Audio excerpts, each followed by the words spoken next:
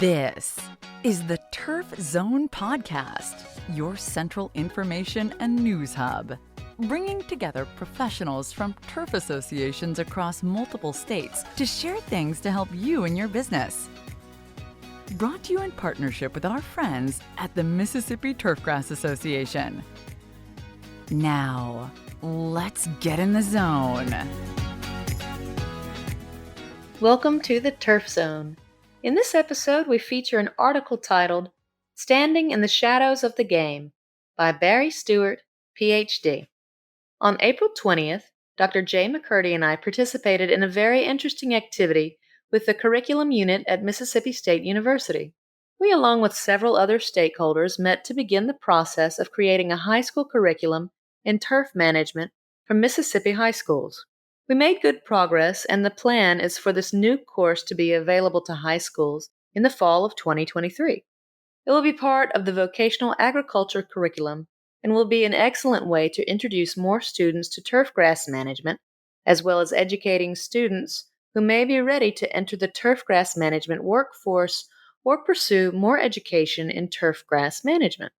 Will Arnett and Danny Smith of East Mississippi Community College also attended and contributed to this meeting. Toward the end of the meeting, Will got a phone call regarding working in the broadcast booth for the SEC Network, ESPN, at the MSU versus Auburn softball game on April 29th. He was unable to fulfill this request, but knew that I have been a softball fan for a while and attended most of the games. He gave me a phone number to call, and I called the guy, and he was happy that they had found someone willing to work that was vaxxed and boosted. ESPN requirement. I had to call another person, and I was hired to fill the dual role of talent stats and booth coordinator. I spent the week filling out paperwork to be hired by the company that hires people for ESPN SEC Network. I was told to show up 2 hours before game time at the broadcast booth at News Park. The week zips by, and it's Friday at 4 p.m., and I walk into the broadcast booth. There, I meet the MSU broadcast team, who run the cameras and provide the production for the broadcast. The production studio is actually in the north end zone of Davis-Wade Stadium, so all the various feeds are routed there. My job was to relay stats to the broadcast talent and have the play-by-play announcer read advertisement of upcoming ESPN programming. I think there were 4 such reads this night. The announcers this night were Tiffany Green and Kayla Broad. These ladies were very professional and had obviously done a lot of homework in preparation for the game. They didn't need me for much. I was on a headset with the broadcast crew and relayed information to the announcer via notes or hand signals. During the game, I was able to point out that MSU third baseman Paige Cook was the second toughest SEC player to strike out, and the shortstop Madison Kennedy tended to have long at-bats. It was an excellent game, and MSU won 3-2.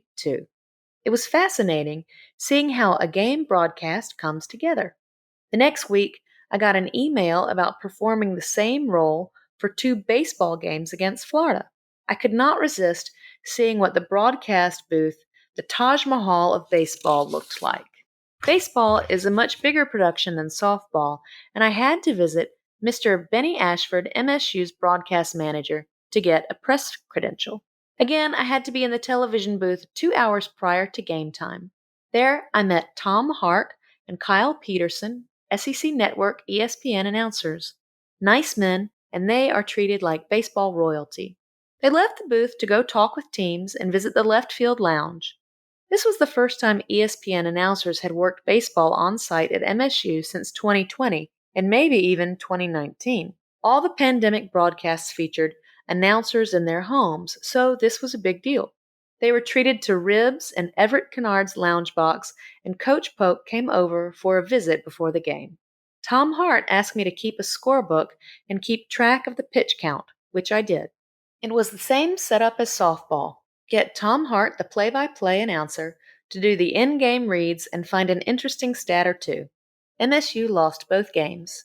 My final game with SEC Network ESPN was the Tennessee game on May 17th. My role for this game was called Official Stats. I was the eyes and ears for the announcers. Again, Tom Hart, and Kyle Peterson, who were in their homes. I had the same headset as before, but now I sat before a laptop computer in the front row of the MSU press box on a Zoom call. Tom Hart was in his home in Atlanta, and Kyle Peterson was in his home in Omaha. One job for me was to keep track of pitchers warming up and other substitutions. This was the 27-2 win by Tennessee, so there were a lot of pitchers to keep track of. It was fascinating to see the announcers try to keep this game interesting. I was excited as Tennessee's starter pitcher, Chase Dollander, had a perfect game through 3 innings. He was working on a 1-walk no-hitter when he left after the 6th inning. I've never been to a baseball no-hitter live. I have had a great time doing this little side hustle and learning how games are produced. I hope they call me again next spring. I tried to get in some information about our turf program, and we'll try harder next time. Both announcer teams said they were always impressed with the beautiful fields at Mississippi State. For all resources associated with this article, check out our show notes. Don't miss an episode. Subscribe on Apple Podcasts, Spotify, or wherever you get your podcasts. You can also visit us at theturfzone.com. You've been listening to The Turf Zone. For more episodes of The Turf Zone, visit theturfzone.com and subscribe on Apple Podcasts, Stitcher, or your favorite podcast app.